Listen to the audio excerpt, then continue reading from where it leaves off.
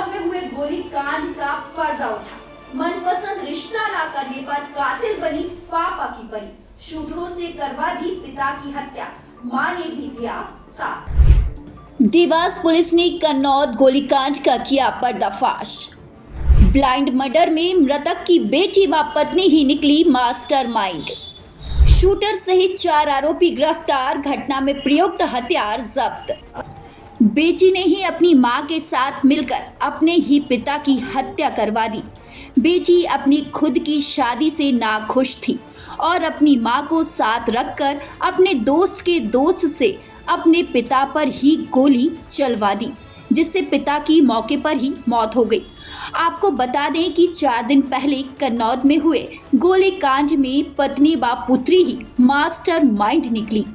SP Puneet Gehlot ने पूरी घटना का पर्दाफाश किया है।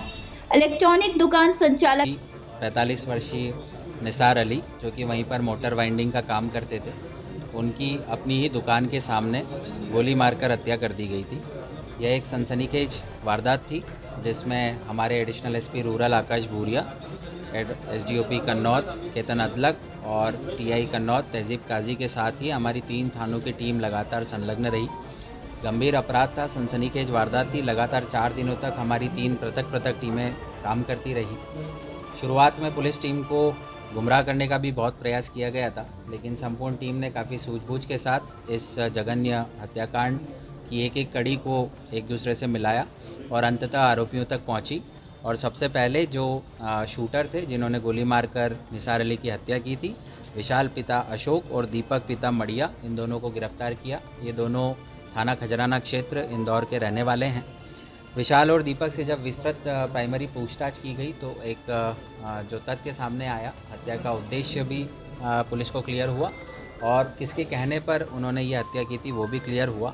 तो जो मृतक की पत्नी है रुखसाना बी और मृतक की बेटी है सिमरन पिता निसार अली, इन दोनों के कहने पर विशाल और दीपक ने निसार अली की हत्या को अंजाम दिया था।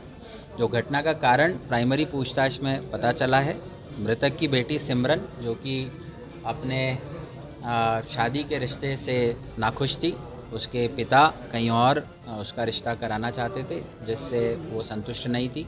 इसी आधार पर बेटी ने अपनी मां के साथ मिलकर और अपने मित्र विशाल और विशाल के फ्रेंड दीपक के साथ मिलकर ये पूरी साजिश को अंजाम दिया था।